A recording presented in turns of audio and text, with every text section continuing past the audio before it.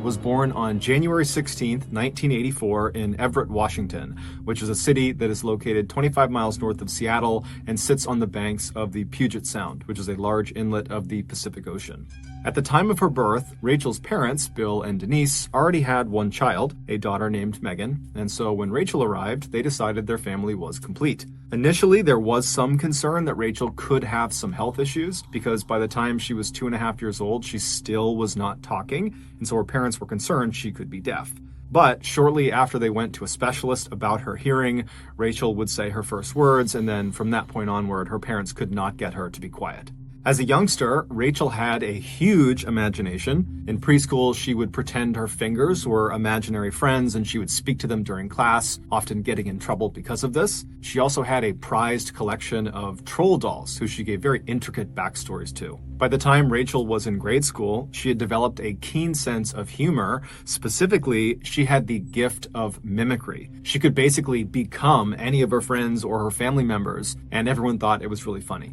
In addition to her bubbly personality, Rachel was also a very gifted athlete who was always one of the very best players on her basketball, soccer, volleyball, or track team. All this despite growing to be only 4 foot 11 inches tall. Speaking of her smaller stature, even though she was not self-conscious about it, Rachel did wear 4-inch platform shoes virtually everywhere she went, including just going out to the mailbox. In high school, unsurprisingly, Rachel became very popular. Her father joked that he was her answering machine because her many friends would call the house day and night looking for her. But despite this abundance of friends, Rachel took all of her relationships very seriously. She never forgot anybody's birthday, and she would even sometimes send out these random cards that weren't even on birthdays to her friends and to her family members, just telling them how much she loved them. By 2001, when Rachel was 17 years old and in her 3rd year of high school, it just seemed like she was this amazing person who was destined to live a totally charmed life. However, this would not last. Of all of her friends, Rachel's best friend was an 18-year-old boy named Corey Haynes. She had met him when they were young, and they had quickly become soulmates, at least according to their families. However, their relationship was not a romantic one. It was more of a brother-sister style relationship. They spent nearly all of their time together, and in the rare times they were not together, they could always be found speaking on the phone. In the summer following Rachel's 3rd year of high school, Corey was riding in a car with 3 other students from his and Rachel's school. Rachel was not with them. And at some point, the driver of the vehicle lost control of it and it started to flip off the road. And when it finally came to a stop 100 feet away from the road, Corey and one of the other student passengers, a 17-year-old named Levi Whiting, were both unfortunately deceased. When Rachel heard the news about this crash, she fell apart. Not only was Corey literally her best friend in the world, but she was also very close with Levi as well. And so over the rest of that awful summer, Rachel spent most of her time crying in her bedroom, looking at pictures of her and Corey and her and Levi. Her older sister, Megan, would say that Rachel was just beyond heartbroken. It was like all of the joy and happiness that normally characterized her was just gone. Finally, that summer did come to an end, and it was time for Rachel to return to Marysville-Pilchuck High School to begin her 4th and final year. Her family hoped that finally being around some other students again would help heal her and help her move on, but unbelievably, over the course of that school year, 4 more students, all of whom were friends with Rachel, would die. There was a suicide, there was a drowning, a hit and run, and an accidental shooting. It was like the school was cursed. By the second half of that school year, Rachel, like many other students at the school, had become deeply depressed. The trauma of losing so many people close to her had just crushed her spirit. When her grades, which were normally quite good, began to decline dramatically, her parents pulled her from the high school and enrolled her in an alternative high school. They also began sending her to grief counseling. But not long after joining this alternative high school did Rachel drop out, so she did not get her high school diploma. Her parents were not happy about this decision, but they did understand their child's life had been completely disrupted in a catastrophic way over the past year. I mean, the trauma she had experienced already as this young person was more than what most adults would experience in their entire lifetime. And so they honored their daughter's decision to drop out, and they just gave her some space to try to figure out what she wanted to do next. After dropping out of school in the spring of 2002, Rachel got a job at a local pizza and pasta shop in town, but after only a couple of months, she quit. She did pick up some hours babysitting that summer, but for the most part, she spent her time just sitting in her room, alone and sad. Then one day, her father looked at the family's phone bill and saw it was significantly higher than normal. When he reviewed all of the individual charges, he saw there was one that really stood out to him. There were dozens and dozens of collect calls that had been placed from an inmate at a correctional facility. When he confronted his daughter about these calls, she would tell him that yes, she was speaking to an inmate at a correctional facility, and his name was John Anderson. He was 20 years old. He went by Diggy, that was his nickname, and that she and Diggy were in this sort of new romantic relationship. She told her father that she had met Diggy a year earlier at a high school party. This was before he was sent to jail on drug and burglary charges, and he had been very interested in her at the time, but she wasn't interested in him. Despite the rejection, though, Diggy continued to pursue Rachel well after this party, but it wasn't until a year later, when she had dropped out of high school, that she finally decided to give him a shot. Rachel would tell her father that Diggy, despite being a convicted criminal, was very misunderstood. He was actually a very nice guy who just had a troubled past, and that was why he kept getting in trouble with the law. Her father did not approve and was very worried about his daughter, but he wanted to be supportive and felt like he didn't really know the whole situation, and so he just told her, please just be careful. Not long after this father-daughter talk, Diggy got out of prison, and so Rachel, who had spent the better part of the last year shut up in her room, was now suddenly going out all the time to see him and his group of friends. It's important to understand here that Diggy and his group of friends were in reality just a group of petty criminals and drug dealers for the most part. However, they thought of themselves as a full-fledged, organized criminal gang, and they were very proud of it. And they even referred to themselves as the Northwest Mafia, and Diggy was very clearly their leader. Quickly, it became apparent to Rachel's family that a big part of, quote, spending time with Diggy and the Northwest Mafia was partying and doing drugs and drinking alcohol. And so naturally, the parents were very concerned for their daughter, who they felt was really starting to go down the wrong path in life. So over the next couple of months, Rachel's parents and her sister all tried to gently convince Rachel to stop spending so much time with Diggy and his crew because they were a totally bad influence on her. But Rachel was adamant that Diggy and his crew was making her happy, and that right now that was what she needed, that she needed to be around them, that they were really just awesome people, and that you got to trust her. And her family, they didn't trust her. They felt like, maybe she's going through a phase where she wants to date, a bad boy. They didn't really get it, but they also didn't have a way of getting through to her. It seemed like she was just convinced this is what she needed to be doing now, and so they just were kind of at a loss. Then, one day, it seemed like everything had just magically fallen into place. It was on a sunny morning in late July of that year. Rachel's father was outside working on his garden when his daughter, Rachel, suddenly appeared looking happier than she had in a long time. Bill smiled back at her and was like, "What's going on? Why are you so happy?" And she would tell him that she had a plan. She was going back to school and she was going to become a medical technician. And she was just absolutely beaming as she's telling him this news. When she was asked what had brought about this incredible change, she explained that she had recently made a new friend who was encouraging her to do this. She said his name was Maurice Rivas. He was 18 years old like she was, and he was a part of the Northwest Mafia. She told her dad that she had previously interacted with him when she first started seeing Diggy a few months earlier, but she had never really had a real conversation with him. She'd only just kind of waved and said hi whenever they were at gatherings together. But a few days earlier, when she was at a Northwest Mafia party, she and Maurice just kind of happened to find themselves alone, and so they struck up a friendly conversation. And during that talk, Maurice confided in Rachel that he was actually really unhappy, and he wanted to leave the Northwest Mafia, and he wanted to go back to school since he had actually dropped out of high school as well. And when Rachel heard him say this, she had an epiphany. She realized she felt exactly the way he did. She didn't like being in the Northwest Mafia. She didn't even know why she was in the Northwest Mafia. She didn't know why she was seeing Diggy. And it was like it all clicked for her. And so she confided in Maurice, this guy who she barely knew. She said, you know what? I feel the same way. I don't want to spend time with these people. I want to go back to school.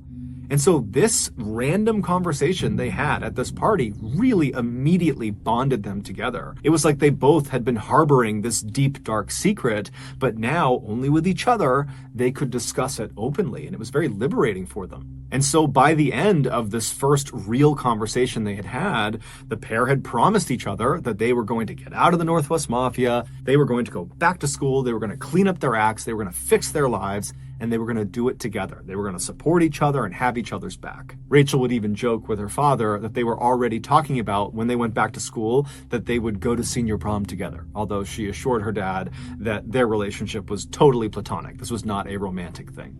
Bill, her father, had no idea what to say. This was literally the best case scenario. It was the thing her family had been hoping for over these last several months, and it seemed like it was finally happening. And so he told Rachel he was so proud of her. He gave her a big hug and said, look, if you need anything, just let me know. And Rachel smiled and she gave him a hug back. And then she turned around and skipped back inside the house. And sure enough, over the next 2 months, Rachel did act very differently. She started very intentionally getting her life back together. She started spending more time at home with her family, and she started going to church with her mom, and she also began reconnecting with some of her older high school friends who had always been a positive influence on her. And so by September of that year, Rachel did seem like she was more or less back to her old happy self. Except there was one element of her life, of her old life, so to speak, that she was not able to shake. And that was her relationship with Diggy. She just could not end it. She had tried to, but apparently he didn't want to break up. And so they fell into this sort of weird on and off again relationship that kept Rachel periodically going back to these Northwest Mafia gatherings. Her family was obviously unhappy about this particular detail, but they did feel confident that given her recent changes, that she would eventually break it off for good with Diggy. And so until that happened, they were actually quietly grateful that her new friend Maurice was also still spending time with the Northwest Mafia. He too was kind of struggling to fully break contact with them. And so the family was thinking, well, yeah, they do need to leave, but for the time being, when they're at these gatherings, at least they'll have each other. On September 23rd of that year, Rachel was invited to a Northwest Mafia get-together, and she did agree to go. Before she left her house, she did not give her family very much information about what she was doing or where she was going. All they knew was that apparently she was going out to see some friends. And so that night, when Rachel did not come back home, her family was definitely concerned about her, but they assumed she must have made plans to stay out at this friend or friend's house for the night. And since she didn't have a cell phone, they couldn't call her to confirm that, and so they just had to wait until the next day to see if she would show up again. But the next day arrived, and Rachel did not show up again, and when her family began calling around to her various friends' houses, both old and new, no one seemed to know where she was. For a couple of days, the family continued to call around town and even drove around town putting up posters, asking people to come forward if they had seen her, but there was no sign of her. And so finally, on September 27th, the family went to police and they officially reported Rachel missing. The police immediately jumped into action, sending out units to scour all corners of Everett, Washington, and the surrounding areas. They also began questioning virtually anyone who was even remotely affiliated with Rachel in hopes they might know something. But despite this really aggressive initial push by police, it led to nothing. Then, out of nowhere, someone very unexpected came forward and gave the police a huge tip. And this tip would ultimately lead police to discover the truly unbelievable story of what happened to Rachel. The following is that story. After leaving her house on the afternoon of September 23rd, the day she told her family she was going to see friends, Rachel made the short drive over to 16-year-old Nathan Lovelace's house. He was going to be the host for that evening's get-together with the Northwest Mafia. When she arrived, Nathan, along with Rachel's good friend Maurice and a 17-year-old named Matthew Durham, were sitting in the living room, and while they waited for more friends of theirs to arrive, Nathan's father suddenly came home. Apparently, he had gotten off work early, and so not wanting to hang out around the prying eyes of a parent, the trio decided it would be better if they just left and spent their night at someone else's house. And so they made their way over to Kevin Jihad's house. Kevin was a 32-year-old, and he owned his own place. When they arrived, they found Kevin, along with 22-year-olds John Whitaker and Jeffrey Barth, and 20-year-old Tony Williams, all sitting around in the living room, just kind of joking around. They're playing video games, they're drinking alcohol, and they're smoking marijuana. Rachel, along with Maurice, Nathan, and Matthew, just took up spots on the couch right near the entrance to the room, and before long, they were joking around and having a good time too. At 4 p.m., Rachel's on-again, off-again boyfriend, Diggy, stormed into Kevin's living room looking furious. Without warning, he punched two of the guys sitting nearest Rachel, and then he pulled out a gun and he began aiming it wildly around the room. And this instantly silenced the group because no one knew what he was on about. And Rachel, who's sitting right near the door, she does not want to be part of this, and she's thinking this has nothing to do with me, and so she decides she's going to get up and kind of slip out and let them deal with Diggy and whatever is going on in here. And so she stands up, trying to be as quiet and small as she can, and she begins edging towards the door. But in order to fully leave the living room and escape this situation, she would need to walk right past Diggy, who was standing in the doorway. And as she got closer to him, about to make that move out of the room, Diggy seemed to notice her, and he put his gun down, and he turned to face her, and then he turned his whole body, so he was squared up with Rachel, as if he was getting ready to fight her. And then Rachel just kind of tried to make herself as small and as timid as she possibly could, and she tried to just slip past him, but right as she did, Diggy reached out with his left hand, and he grabbed her scalp, he grabbed her hair, and then he wound up and he blasted her in the face with his right hand, and then with his left, he kind of chucked her back into the room she had just tried to escape from. And then the worst night of Rachel's life would begin.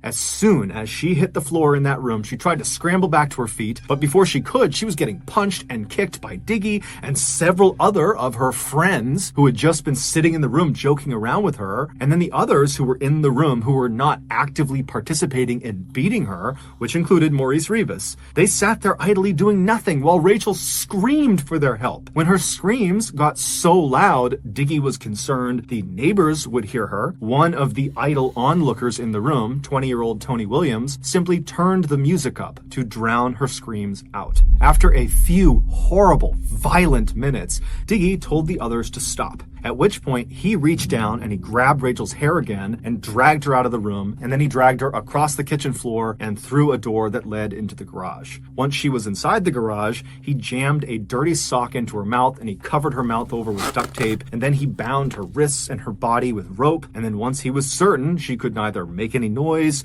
or go anywhere, he pushed her over so she was laying on her side all bound up, and then he just left. He went back into the house and back into the living room with the others. What Rachel was not aware of was this entire night was a setup. Diggy was furious with her, most likely due to a combination of rage that she had tried to break up with him and just jealousy that she was now showing affection to other men in the group, such as Maurice and a few others. And so Diggy had ordered the other members of the Northwest Mafia to help put her in her place. It was unclear exactly what he meant by this, but all of the Mafia members knew this meant physically harming Rachel in some way, and they agreed to it. Originally, the plan had been to lure her to Nathan's house under the false pretenses of just a normal night hanging out with some friends, and then at some point, Nathan, Matthew, and her close friend Maurice would abduct her and bring her to Diggy for whatever else he had planned for her. But Nathan's dad had come home early before they could enact their plan, and so when that happened, Nathan had to sneak off and privately call Diggy and ask what to do next. And Diggy, who was totally frustrated by this, just said, you know what, bring her to Kevin's house and we will all deal with her when she gets here. So when Rachel sat down on the couch in Kevin's house next to Maurice and her other friends, who she thought she was just enjoying a fun night out with, in reality, They were all acting. They were trying to act like this was just another night and kind of get her off guard so that when Diggy came storming into the room pretending to be mad, which was the sign, they would all attack her. But now that the plan had worked and Rachel had fallen into their trap and had gotten badly beaten up and was restrained and helpless in the garage, Diggy didn't have a plan for what they were going to do next. So instead of doing anything, the 8 guys who had just beaten up and restrained Rachel just simply went back to doing drugs and drinking and playing video games in the living room. Then, a few hours later at 9 p.m., Kevin's girlfriend, Trissa Connor, she came home, and when she did, she entered the house through the garage. And when she saw Rachel laying on the ground, restrained, badly beaten up, her left eye is totally swollen, she ran over to her because, one, she actually didn't know who Rachel was. So this is just a random girl in her garage that's beaten up and restrained. And so she runs over to her, she rips the tape off of her mouth, she pulls the sock out, and right away, Rachel is pleading with her to let her go, she won't tell anyone,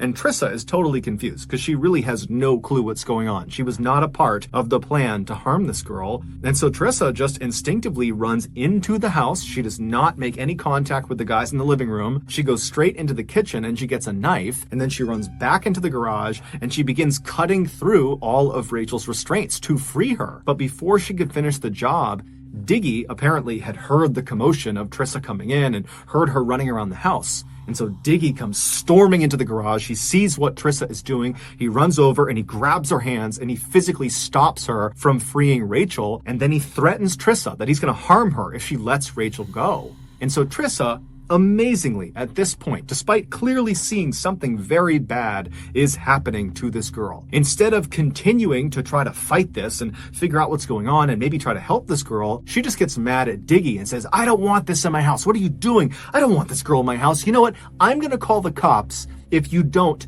get rid of her." Meaning, I don't care what you do with her, but I don't want this in my house. I don't want to be involved with whatever this is. And then she promptly begins to leave Rachel alone with Diggy. She starts walking away, and Rachel, she's heartbroken. This was her way out. She was about to be let go, and now Trissa is leaving her behind. And so Rachel is begging her to come back. "Please, you gotta let me go." But Trissa didn't listen. She walked into the house and shut the door behind her. And then Diggy, who was still in the garage, he just immediately turned around. He tied Rachel back up. He stuffed the sock back in her mouth. He taped her shut. And then he went right back into the house and shut the door, leaving Rachel all alone again. But a few minutes later, Diggy would come back, this time with John Whitaker, and the two of them would show up with this black duffel bag, this huge bag. And they walk over to Rachel, who's now whimpering in the corner. She'd kind of pushed herself to the side. And they lifted her up and they forced her small body into this black bag, and then they zipped it shut.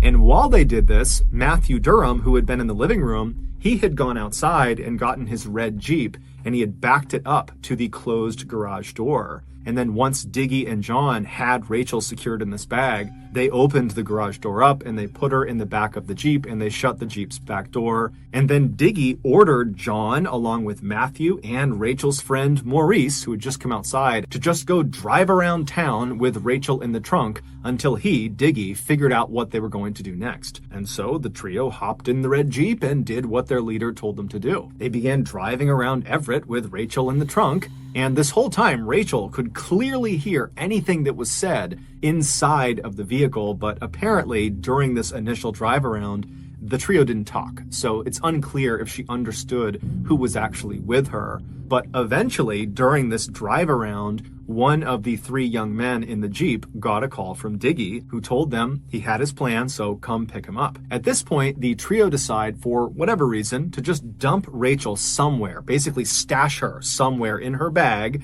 and go pick up Diggy. And then once they had Diggy, they would go back, they would get Rachel, and then they would figure out what they were going to do. They'd hear the plan that Diggy had in store. And so Matthew drove the red Jeep about 10 miles north of Everett to a quiet cul-de-sac in this suburban neighborhood. And then once the Jeep was stopped, Matthew and Maurice got out and they went around to the back of the Jeep, they opened it up, and they pulled Rachel out of the trunk, and they walked her over and put her behind some big tree on someone's front property. Now, it's nighttime. This was not a well-lit up area. And so they thought by putting her behind this tree, she'd be out of sight of the road and, no one would see her. And they also decided that one of them would need to stay back and guard her to make sure she didn't escape or that nobody did accidentally find her. And they decided Maurice would be the one who would stay back and do that. And so after Rachel has been planted behind this tree, Maurice made his way over and he sat down next to her. And then Matthew and John, they just drove off in the Jeep to go get Diggy. And so once the Jeep had driven off, Rachel, who could clearly hear their discussions and she could hear the Jeep pulling off, she knows she is now alone with her good friend Maurice. And so this is her opportunity to plead with him to help her. And so as soon as she hears that Jeep is gone, she starts screaming through her gag on her mouth to try to get his attention, and it worked. Maurice quickly unzipped the bag and pulled her gag off, but he didn't untie her. And right away, Rachel, she is so upset, she's frantic, and she says to Maurice, "They're gonna kill me if you don't get me out of here. You have to free me." And Maurice was just very nonchalant, and he said, "Yeah, I think you're making a big deal about this. You're going to be fine. Just go along with it. It's not a big deal." But Rachel couldn't believe what she was hearing. And so she's saying, "Maurice, don't you get it? They are going to kill me. This is the chance. Let me out. Save me. You're supposed to be my friend. Let me go." But Maurice just continued to do nothing. He just kept telling her it wasn't a big deal. She was blowing this up out of proportion. And then at some point, Rachel, after quite a bit of time had passed, and now she's thinking, Diggy and the others, they're going to be back soon. And so she says to Maurice, "You know what? If they're going to kill me, I just don't want to be drowned. I'm terrified of being drowned. At least make them shoot me. Make it quick." And at this, Maurice just doesn't say anything. And instead, he reaches down and he grabs the sock and he puts it in Rachel's mouth. He puts the tape over her mouth and then he presses her down into the bag and he zips it shut. And then he waits for Diggy and the others to come back. And sure enough, just a couple of minutes later, Matthew, John, and Diggy returned in the Jeep to the cul-de-sac. They got out and they lifted Rachel up inside of the bag and they brought her back over and put her in the trunk of the Jeep, which now contained 4 new shovels. And then once the trunk was shut, all 4 men piled inside as well. And then Diggy told Matthew to head out to a particular off-roading spot he was familiar with. It was about 30 miles to the northeast. And over the course of this hour-long drive, Rachel could hear everything being said inside of this Jeep. And she would have heard all the details of exactly what Diggy had planned for her. And so she knows what's going to happen to her, but she can't do anything about it. She's just bound in the back of this Jeep.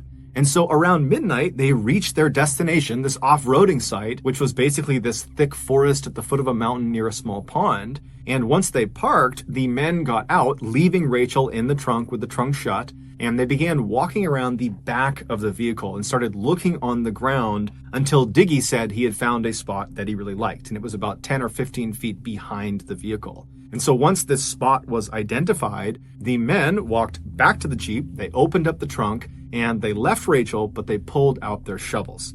Diggy, John, and Matthew, they all took their shovels and walked to this designated spot on the ground, and they began digging, but Maurice didn't. He stayed back at the Jeep, standing right against the trunk with Rachel right behind him. So again, he has this opportunity where, in theory, he could help Rachel, but while she whimpered behind him and tried to get his attention and tried to get him to help her, he just ignored her, and he pulled out a cigarette and he began smoking, and he also had a soda that he was drinking. And so he's just standing there doing nothing. And at some point, Diggy looks up and notices this, and he yells at Maurice to come help them, get your shovel and start digging. And so Maurice, reluctantly, puts his cigarette out, throws his soda can away, and then he grabbed the last remaining shovel, and then he walked away from Rachel and the Jeep over to this site, and he began to dig as well. For the next 30 minutes or so, Rachel, who's still in the trunk is open, she's still in the bag, she's forced to listen to the sound of these 4 people dig what sounds like a very sizable hole. And then when they finally stopped digging, she heard them chuck their shovels aside and start walking back over to her. And when they reached her, they unzipped the bag and they pulled her out and they sat her down on the back of this Jeep. So she's kind of sitting, looking in the direction of this dig site. And as they begin cutting off her restraints and removing the tape from her mouth, she gets a clear view of what they had been digging, and she knows immediately what it is. They were digging her grave. After all the restraints and everything was off of her, Diggy ordered John to start taking all of her clothes and jewelry off. Rachel knew at this point she was about to die. There was nothing she could do to stop it. She was outnumbered. She was in the middle of nowhere. She would have been overpowered. So she knows she's going to die. And so she had nothing to lose. And so when John grabbed her and tried to rip her clothes off, she fought back aggressively. And she looks at Diggy and she says, "At least allow me the dignity of removing my clothes and jewelry myself." And so Diggy looks at her and he says, "Fine." And so all of the men back up. And then Rachel, in front of these 4 people who earlier that day she would have considered her friends, she began taking all of her clothes off. And then after she had removed all of her clothes and all of her jewelry, she left one ring on her hand. And she clutched it with her other hand. And she looked at Diggy and said, "Can I please just keep this one?" The ring she was holding on to was a ring that her good friend Corey Haynes had given her right before he was killed in that car accident. And Diggy just says, "No." And he reaches out and he literally pulls it off of her hand. And so standing there completely naked and alone and terrified, Rachel was then ordered by Diggy to start walking towards the grave. And so Rachel, with as much grace as she could muster, stood up straight, took a deep breath, and began walking. And then she finally reached the edge of the grave, at which point Diggy told her to walk down inside. And so Rachel very carefully turned around and lowered herself down into the grave. And then she stood up in the middle of the grave with her back to her attackers, at which point Diggy said, "Get on your knees." And so she did this, and as soon as she was down on her knees, she looked skyward and she pressed her hands together and put them right up against her chest, and she began praying. And as she's looking upward towards the sky, Diggy laughs at her and says, "Don't worry, you'll be up there soon." And then Diggy pulled his gun out, he aimed it at her back, and he began firing the gun. And he shot several times into the back of her head, into her back, and then his gun jammed, at which point he cleared the jam, he reloaded his gun, and then fired even more shots into her body. And then he put his gun away, and he, along with the other 3 men who had just witnessed this and participated in this, used their shovels to fill the hole back in, covering her up. Once she was buried, the men rounded up all of her things, along with the shovels and the murder weapon, and they chucked it into the nearby pond. Diggy made sure to crush the ring Rachel had said was so important to her before he threw it into the water. Then the men climbed back into the red Jeep and they drove back to Everett. And on the ride, Diggy would tell them that if they told anyone about what they had just done, he would kill them too. But just a few days later, after Rachel had been reported missing, the mother of Jeffrey Barth. Jeffrey was someone who had been at Kevin Jihad's house on the night Rachel was abducted, and he also played a role in her capture. His mother, Jeffrey Barth's mother, behind his back, went to police and told them that she thought her son knew something about Rachel's disappearance. And so the police, they rushed to Jeffrey and they interviewed him, and he would quickly say, "Oh, I don't know anything, but you should talk to Matthew Durham." Matthew, if you remember, was the driver the night Rachel was killed. He also helped dig her grave and he witnessed her murder. And when police spoke to Matthew, at first he refused to speak and tried to act tough, but when the police ratcheted up the pressure, he cracked and he told them everything, including where to find Rachel's body. And as soon as it became clear the police had Rachel's body, every other member of the Northwest Mafia who had been involved in Rachel's murder rushed to speak with the police because they were all trying to save themselves by blaming the other people in the group. And so that is why we have such a clear picture of exactly what happened to Rachel in her final moments, because those responsible told the police everything. During their trials, all 8 of the accused Northwest Mafia members were smug and did not take responsibility for their actions. But the worst of all of them by far was Diggy. During his trial, he smiled, and he even repeatedly turned around to look at Rachel's family so he could laugh at them and wink at them. Ultimately, all 8 of the accused were found guilty of various charges ranging from rendering criminal assistance all the way up to first-degree murder. 16-year-old Nathan Lovelace, whose home was supposed to be the site of the kidnapping, was sentenced to 116 days in jail. 20-year-old Tony Williams, who turned the volume of the music up to drown out Rachel's screams, and who also got the duct tape for Diggy when he was restraining Rachel in the garage, he received slightly more than 9 years in prison. 22-year-old Jeffrey Barth, who played a large role in subduing and kidnapping Rachel, and whose mother had gone to police and tipped them off about what had happened, he received 10 years in prison. 18-year-old Maurice Rivas, who was Rachel's closest friend in the group and who had pledged to support her and have her back as they got their lives together, He was sentenced to nearly 26 years in prison for assisting in Rachel's abduction and helping dig her grave. 17-year-old Matthew Durham, who drove the Jeep that carried Rachel to her death and who also helped dig Rachel's grave, he received 26 years in prison. 32-year-old Kevin Jihad, who was determined to have masterminded the finer details of the abduction and the murder, he was sentenced to nearly 37 years in prison. 22-year-old John Whitaker was sentenced to life in prison for being directly involved in the entire abduction and murder process. And 20-year-old John Diggy Anderson, the leader of the Northwest Mafia and Rachel's ex-boyfriend, he was also sentenced to life in prison for his role in her murder. Throughout Rachel's horrible ordeal, there were many people who could have stepped in and stopped what was happening to her, most notably Trissa Connor, who was Kevin Jihad's girlfriend and who found Rachel tied up in the garage, and Maurice Rivas, who was alone with Rachel in that cul-de-sac and could have easily freed her, but didn't. As a result of these heart-wrenching details, Rachel's family and their legal team worked very hard to pass a bill called SHB 1236. This bill makes it a criminal offense in America if you do not summon assistance for a person that has suffered substantial bodily harm. They are hoping this will save at least one person from suffering unnecessarily. Today, the Berkheimer family is still grieving the loss of their Rachel. However, her father, Bill, takes solace in a particular photograph the police showed him. After Rachel's gravesite was discovered and her body was removed from it, the police took a photo of the grave itself. And in this photo, you can see an imprint in the soil of Rachel's hands where she fell after she was shot. And it looks like her hands were pressed together near her chest, meaning she was likely praying in her final moments on Earth. And Bill likes to believe that means she was at peace when she finally died.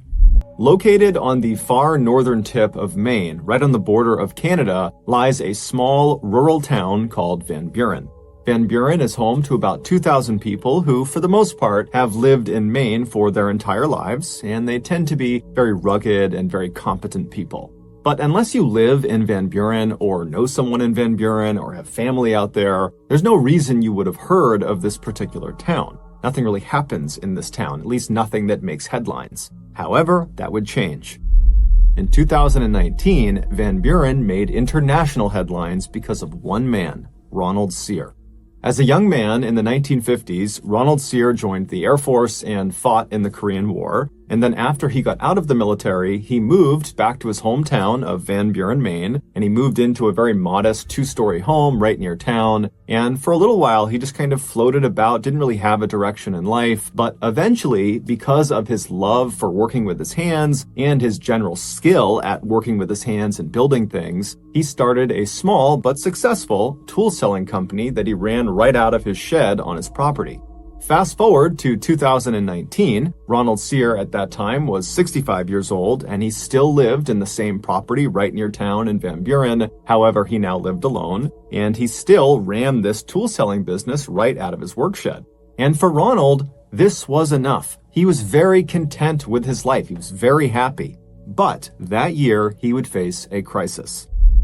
One bright, sunny morning in the summer of that year, Ronald left his house and he walked over to his shed. He went inside, and right away he noticed something.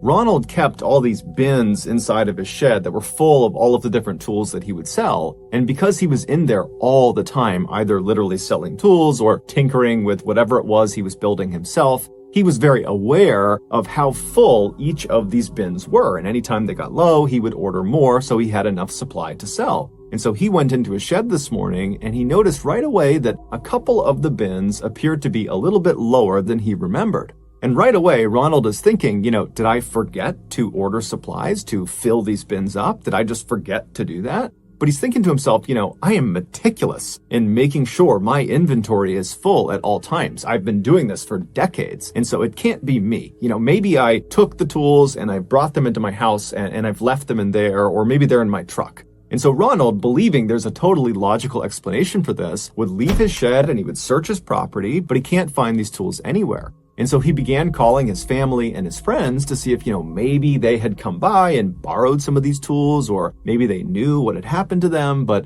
everyone he spoke to said, no, I have no idea.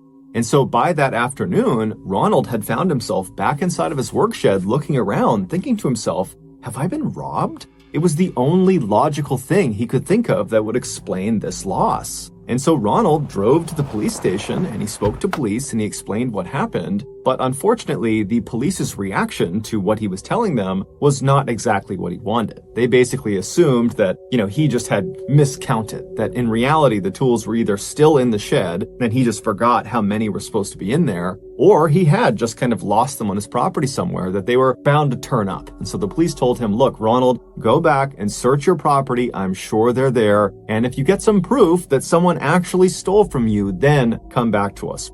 And so Ronald was really annoyed by this. He wanted them to take this seriously, but he could tell they just were not going to.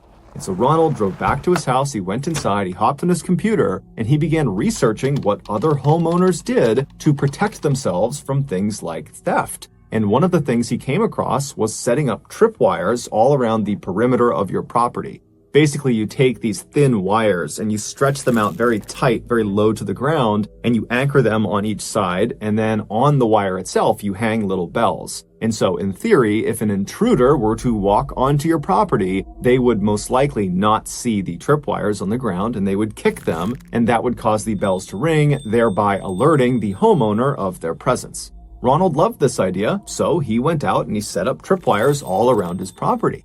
But over the next several days after these wires were stood up, none of the wires made any sound, and still more tools continued to go missing. This was also in spite of the fact that his shed was locked at night.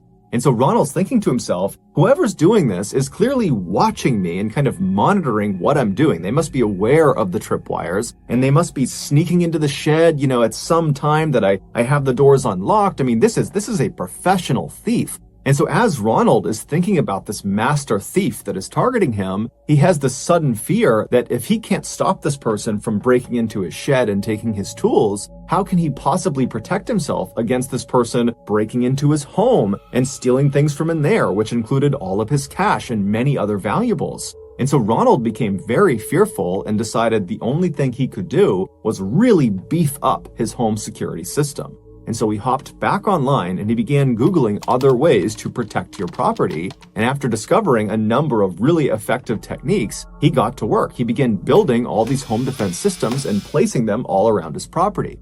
And after all of these kind of DIY security measures were put up, the theft of his tools stopped. And in Ronald's mind, that validated that his defense system had worked. He was effectively preventing theft.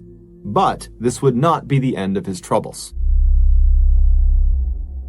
Fast forward to Thanksgiving that year, so November 28th, and the Van Buren police got a very frantic phone call from Ronald. He was totally hysterical, he wasn't really making sense, and the police, they tried to understand what was going on, but all they could get from Ronald was that he was requesting police to come to his residence immediately. And so the police, they hang up and they're thinking, okay, we know Ronald was dealing with a potential thief. Maybe he literally caught the thief red-handed and he wants us to come and arrest this person. And who knows, maybe they're fighting at his residence right now. And so the police speed over to Ronald's house. They pull into his driveway. And at first glance, nothing looks out of the ordinary. Ronald's truck is in the driveway and there's no obvious signs of a disturbance, but they notice the front door to Ronald's house is wide open.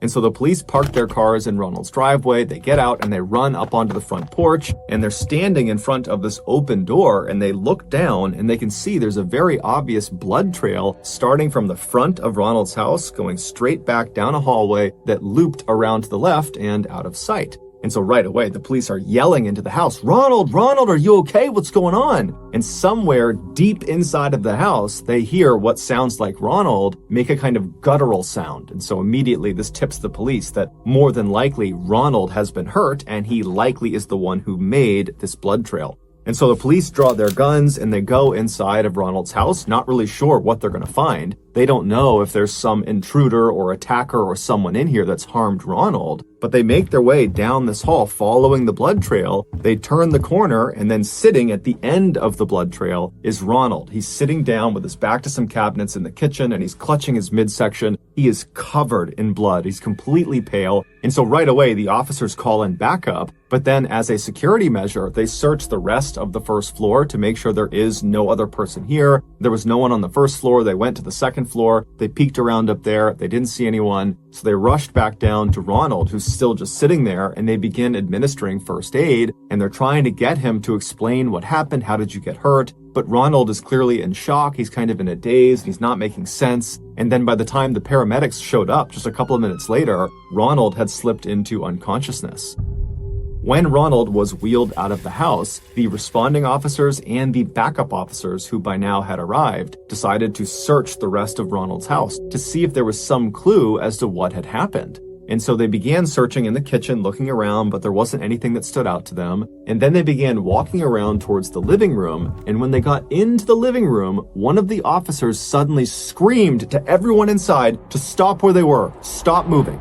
It would turn out Ronald, as part of his very beefed up home security system, had installed various booby traps all around his property, including inside of his house. And some of these traps were gun booby traps. The officer that had yelled for everyone to stop had spotted one of these traps. He saw a handgun anchored to the ceiling aimed at the front door, and there was a string attached to the trigger that was also then attached to the doorknob of the front door. And so if this trap were live and some person opened the front door, it would activate this trap, causing the gun to shoot them. And so clearly, Ronald had accidentally left this particular booby trap on, and he had accidentally activated it, shooting himself. And so after the officer sees this gun anchored to the ceiling, he tells everyone, and they begin looking up and just looking around to see if there are other traps. And amazingly, there are. In other doorways, just from where they're standing, they can see the barrels of guns pointing down that are obvious booby traps. In their haste to get in there and figure out what was going on, they hadn't noticed all of these guns in the ceiling, and so it was just kind of a miracle that none of the other traps had been set off. Ronald would be rushed to the hospital that night, but he would pass away from his wound. His death would be ruled an accident, and to this day, we don't know if he really was dealing with a professional thief that was stealing his tools, or if it was just a figment of his imagination.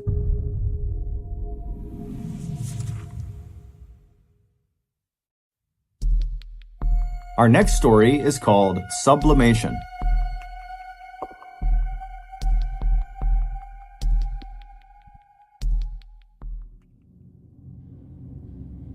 In early 2020, a very popular Russian Instagram influencer named Ekterina Didenko was getting ready to celebrate her 29th birthday. She, along with her husband and some of her influencer friends, were planning to enjoy the occasion at a popular spa in Moscow, Russia. The group rented out a private section of the spa that included a steam room and a small indoor pool. And then once the reservations were made, Didenko and all of her influencer friends began eagerly talking about how excited they were about this party on their various social media accounts. When the day finally came, February 28th, which was Didenko's birthday, Didenko, her husband, and the 8 other people they invited, they all descended on this spa. So they go inside, they go back to their private area, and it's great. There's food, there's alcohol, there's music, they're jumping into the pool, then getting in the hot tub, and everyone's just having a great time. Everyone's taking pictures and filming and live streaming. I mean, it's really going as well as it possibly could be. And then at some point, Didenko's husband signals the rest of the group, minus Didenko, and they all begin to pull out these white hazardous materials suits. Imagine what you would see in a movie if there was some huge chemical leak, a full body white suit with a mask. And so they're all putting on these hazmat suits, and they give one to Didenko, who puts it on as well, and they tell her this is part of her big surprise. Now, it's unclear if Didenko actually didn't know what was going to happen next, or if she's just pretending to be surprised because it would do better on social media, because this is all being filmed and she's an influencer.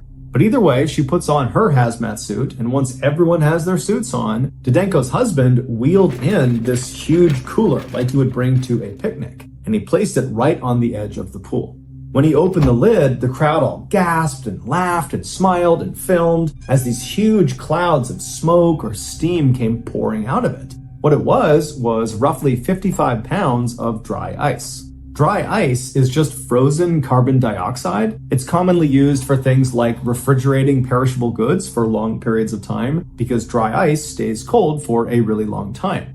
Also, because of the huge white gas clouds that come off of dry ice, it's also very commonly used as a sort of spooky decoration because you have these very cool white clouds going everywhere. And in fact, that's what Didenko's husband planned to use this dry ice for. He was going to dump it into the pool and create those big white gas clouds all over the pool. The reason they call it dry ice is because as it starts to heat up, it doesn't melt into a liquid state the way frozen water does. Instead, it goes directly from a solid state to a gas state. Dry ice is considered to be quite hazardous if it's handled inappropriately, and while these partygoers all had their hazmat suits on, it's unlikely they were actually wearing them for safety. It's far more likely they were wearing them because it would look good on social media and would kind of hype up the stunt they were about to do.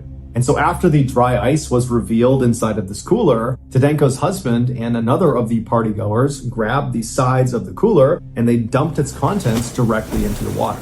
And as soon as the dry ice hit the water, it rapidly began to warm up, which caused a massive, almost explosion of carbon dioxide gas to completely fill the lower half of the room. Now, none of the partygoers are even a little bit fazed by what's happening. They don't realize how dangerous this actually is. And so they're just filming and laughing and kind of thinking this is so funny. And then Didenko's husband actually leaps through the cloud into the water and kind of disappears below. And then shortly after that, 2 other partygoers would also leap into the pool. One of the main reasons dry ice is considered to be so hazardous if handled inappropriately is because dry ice emits that carbon dioxide gas, which at high concentrations will displace oxygen. So imagine if you're in a very small room that has very poor ventilation. If you had lots of carbon dioxide in there, you would suffocate. And so this indoor pool was a small confined space with poor ventilation. And so the 7 people on the pool deck, shortly after this dry ice has been tossed into the pool, they started to realize it was really hard to breathe because the oxygen was basically being sucked out of the room. And so they were able to turn and actually run out of the pool deck before it was too late. Meanwhile, Didenko's husband and the other 2 people who leapt into the pool, when they came back to the surface, they breathed in thinking they would be breathing in oxygen, but instead they breathed in an entire lungful of carbon dioxide, which in addition to displacing oxygen at higher concentrations inside of confined spaces with poor ventilation, it is also poisonous at higher concentrations inside of confined spaces with poor ventilation. And so when the 3 of them surfaced, they breathed in this poisonous gas, which caused 2 of them to immediately pass out and then just die.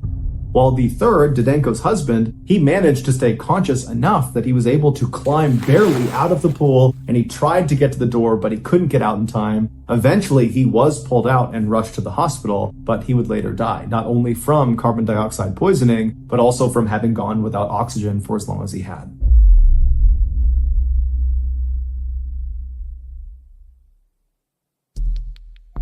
The next and final story of today's episode is called Woodworking Project.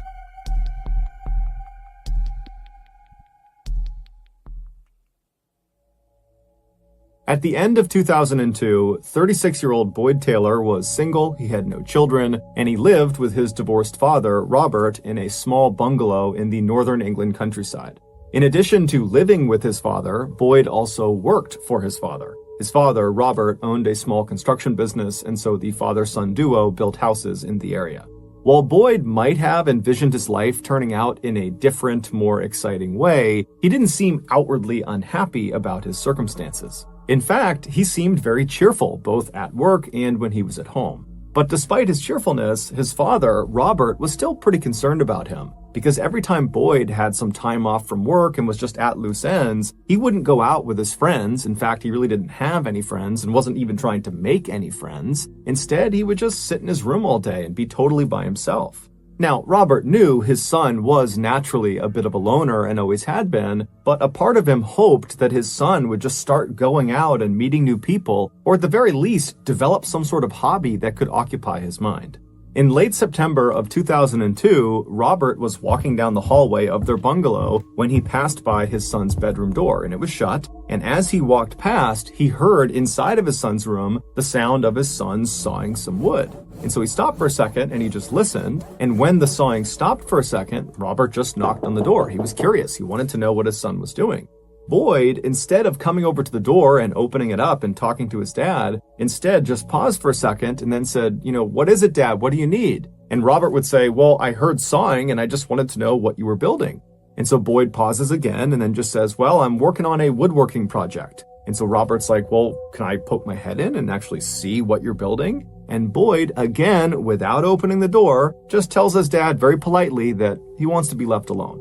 And so Robert decides not to push the issue. Whatever he was doing, it was his business. And so he just told his son that, "Hey, if you need any help with anything, let me know. I'd be glad to help." And then Robert walked away.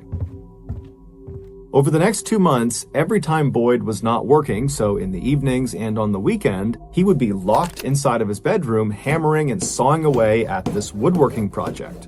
And over those 2 months, Robert would periodically walk down the hall and stand in front of his son's bedroom and knock on the door and try to get his son to let him in to just see what he was up to, not only because he just wanted to see what his son was doing, but because Robert was a carpenter by trade and so was just genuinely interested. But every time he asked to be let in, Boyd would very politely tell his father that he really just wants to be left alone, and Robert respected his wishes. In early December, Boyd approached his father and said, "Hey, would it be possible for me to take the next month off from work so I can focus on this woodworking project?" Now, for Robert, this was a massive inconvenience. This construction business that he owned was really just he and his son building the houses. And so if his son was not going to be working, then Robert would be solo on all of his projects for that month. But Robert's thinking to himself, my son has finally found a hobby that he's really into. I don't really know what it is, but clearly he's invested in it. And so he tells his son, "You know what? That's fine. You take the whole month. And if you want more time in January, that's fine. You just let me know." So starting that first week in December, every time Robert would leave the house to go to work in the morning, he would leave to the sound of Boyd in his bedroom hammering and sawing and tinkering away at his woodworking project. And then several hours later, when Robert finally came back home, he'd walk into the house and the first thing he would hear is his son still in his bedroom, still hammering and sawing away. When December finally ended and Robert expected his son to be done with his project and to finally show him what he's been working on, Boyd approached him and said, "Well, Dad, I'm not quite done with the project. I need about 2 more weeks." And so Robert said, "No problem. We'll talk in 2 weeks." So December rolled into January, and Boyd just continued to work all day long inside of his bedroom. Then, on the evening of January 7th, Robert was home. He was watching TV in the living room, and Boyd was hard at work in his bedroom right down the hall when Robert decided he was tired and he was going to go to bed. So he stands up, turns the TV off, he leaves the living room, he goes down the hallway with his son's room on the right, and as he passed, he can hear his son at work, and he kind of yells to his son that he's going to bed, and then Robert goes into his bedroom, crawls into his bed, and falls asleep. At 3:30 a.m. the following morning, Robert is suddenly awoken by this incredibly loud crashing sound somewhere in his house. Robert's first thought was the chimney must have collapsed. That was how loud the sound was. And so he leaps out of his bed, he runs out of his door, he goes down the hallway, past his son's room, into the living room, and he looks at the fireplace, which is in the TV room, and clearly the chimney has not collapsed onto itself. And so he's standing there thinking, what else could that sound have been? And then he's thinking to himself, well, did I really hear that sound, or was that sound in my dream? And I kind of thought it was real, but it really wasn't. And so just to be sure, he walked all around the house, kind of seeing if there were any signs of something big falling and crashing on the ground, but the house seemed totally in order. And so he walked back down the hallway towards his bedroom, and he stopped right outside of his son's room, and he considered knocking and waking his son up to see if maybe he had heard this loud sound too. But when he listened to the door, it was quiet inside, so he figured, you know what, my son's asleep, I'm not going to wake him up for this. And so Robert just went into his bedroom and he went back to sleep. A few hours later, Robert got up and he left his bedroom, he went into the kitchen and he made himself some food. And as he's preparing his food, he's realizing that he doesn't hear the sound of Boyd working in his bedroom, because normally Boyd would be working that early in the morning, but he wasn't. And so right before Robert left to go to work that day, he actually walked down the hall and listened to his son's bedroom to hear if maybe he was at work in there, but he just hadn't heard him, but it was totally silent in the room. And so he reached down to the doorknob, thinking maybe he could just poke his head in and see if his son was on his bed, but when he tried the doorknob, it was locked. So Robert just thought to himself, okay, I guess Boyd is sleeping in this morning, and so I'm not going to bother him. And so Robert leaves the house, he gets into his truck and he drives off to work. And then several hours later, he comes back to the house at night and he walks inside, and the first thing he hears is nothing. It's silent. And this house in the evenings for the past several months was never quiet. Boyd was always hammering, sawing, and tinkering away at this woodworking project. And so right away, Robert's thinking to himself, maybe he's done with the project and I can finally see this thing he's been working on. And so Robert drops his stuff at the door and he walks down the hallway. He goes to his son's bedroom door and he knocks and he says, "Hey, Boyd, are you done with your project?" But he's met with silence. And so Robert reaches down again and tries the doorknob, but it's locked. And so Robert's standing there thinking, it's too early for him to be asleep. And so he yells out for Boyd, "Hey, what's going on? Where are you? I haven't seen you today. Come out here. Come talk to me." But again, it's silent. And so Robert's thinking, okay, well, when I pulled in, was his car in the driveway? And he can't remember. And so he leaves the house, he goes out to the driveway, and sure enough, there's Boyd's car. It's in the driveway, so he has to be here. And so suddenly Robert's starting to feel a little bit panicked about his son. He runs back into the house and he just starts screaming his son's name as he goes room to room into the bathrooms and the other bedrooms to see if he's in there, but he's nowhere to be found. And so operating on a gut instinct, Robert just runs right out to his car. He gets a sledgehammer, comes back in the house, goes down the hallway, and he's standing in front of his son's bedroom door. And one more time, he yells for his son and bangs on the door, tries to get his son's attention. But after once again there being total silence, he picks up his sledgehammer and begins breaking the door down. And after a couple of swings, he manages to pop off the locking mechanism, the actual doorknob. That gets blown off and he can push the door open, and he sees inside the bedroom is empty. There's just a bed and a dresser and there's no Boyd. But in the back right corner of the room, where normally there was like this alcove, basically a segment of his room kind of jutted away from the rest of the space, almost like it was a closet but with no door on it, Boyd had clearly built a wall and door over that alcove, kind of creating a sort of sub-room within his bedroom. And this door was shut. And so Robert immediately runs over to this new second door. He tries the doorknob, it's locked. He yells for his son, but again, after silence, he picks the sledge up and begins trying to break this door down. And after a few good swings, like the first door, he was able to knock the doorknob off of the door, and then he reached down and he pulled the door open. And what he saw on the other side of this door, inside of this little sub-room, was so far from anything he ever expected that he just stood there in stunned silence. And then eventually reality kind of kicked back in and he ran out of his son's room and he called the police. 3 months earlier, Boyd had decided he wanted to build this very specific device that was invented in 1789. Now, he didn't want his father to know about this device, and so he built that door and wall frame in front of that alcove specifically so he could build this device inside of this new sub-room in privacy. He also always made sure to lock his main bedroom door. So for 3 months, Boyd began constructing this 8-foot-tall, 3-foot-wide structure inside of the sub-room. And once the shell of this device was constructed, he began installing all of its inner workings. These included things like various lengths of wire and clock timers and a jigsaw, which is like an electric saw. And then finally, on January 7th, it was complete. So that night, Boyd blew up an air mattress and he slid it inside of the sub-room right underneath this ancient machine he had built. And then after that, he went and locked the main bedroom door. He went into the sub-room himself and shut the sub-room door and locked that. And then he pulled 12 sleeping pills out of his pocket, swallowed those, and then laid down on this air mattress on his back, looking up at the inner workings of this machine. And then once he was positioned the way he wanted to, he reached over up inside of this machine and he felt around for a button that he had placed. He pressed that button and then he put his hands over his chest and he laid there looking straight up until the sleeping pills kicked in and he fell asleep.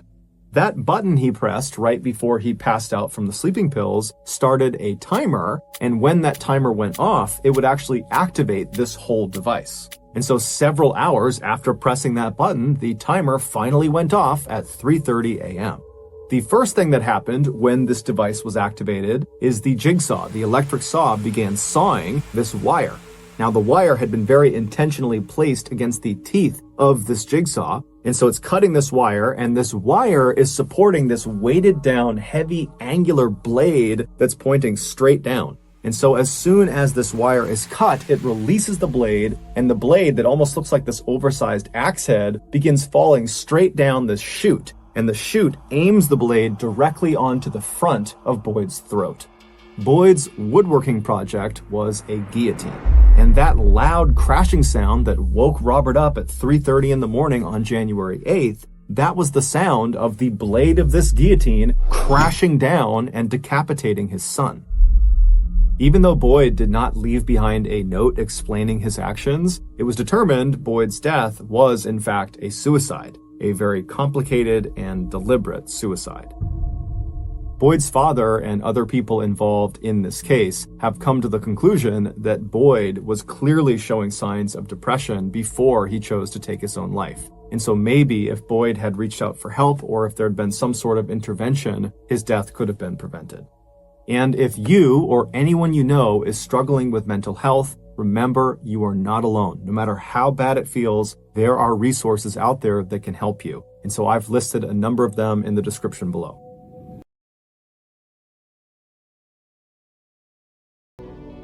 Thank you for listening to the MrBallen podcast. If you got something out of this episode and you haven't done this already, at the Amazon Music Follow Button's next birthday party, please gift them a 3-year supply of Radithor.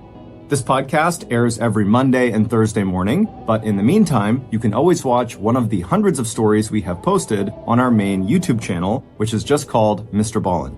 We have a registered 501c3 charitable organization called the MrBallen Foundation that honors and supports victims of violent crime as well as their families. Monthly donors to the MrBallen Foundation Honor Them Society will receive free gifts and exclusive invites to special live events. Go to MrBallen.Foundation and click Get Involved to join the Honor Them Society today.